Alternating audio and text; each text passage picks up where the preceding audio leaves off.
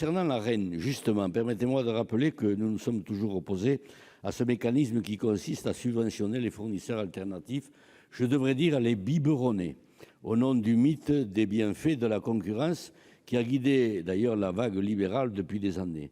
Une concurrence de fait artificielle ou fausse. Et tout cela sur le dos d'EDF, avec un prix de 42 € inchangé depuis 9 ans le mégawattheure. Donc tout cela sur le dos d'EDF, comme je le disais, qui est ainsi amputé d'une partie de ses possibilités d'investissement. Or, ce que ne pourra payer EDF, c'est le contribuable qui, au final, le paiera. Vraiment, pense-t-on que le secteur public ait vocation à financer, par exemple, des entreprises privées comme Total, qui est d'ailleurs en meilleure santé financière qu'EDF? Alors, jusqu'à quel âge va-t-on biberonner les alternatifs?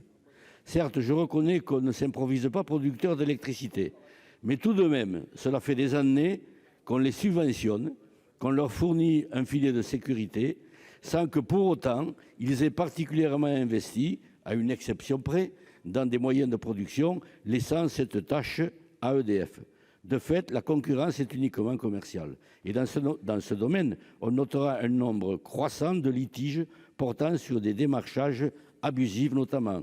Il n'y a qu'à regarder les chiffres que nous indique le médiateur de l'énergie.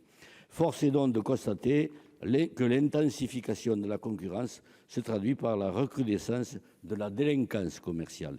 Alors, pour couronner le tout, voilà qu'on nous propose d'augmenter le biberon, c'est-à-dire jusqu'à 150 TWh, et cela par voie d'amendement, donc sans étude d'impact. Vraisemblablement, l'impact, justement, sera très faible sur les prix aux consommateurs, mais très fort négativement concernant EDF. Certes, le gouvernement annonce que le prix sera revalorisé. À quel niveau? On ne sait pas. C'est donc un chèque en blanc qu'on nous demande de faire.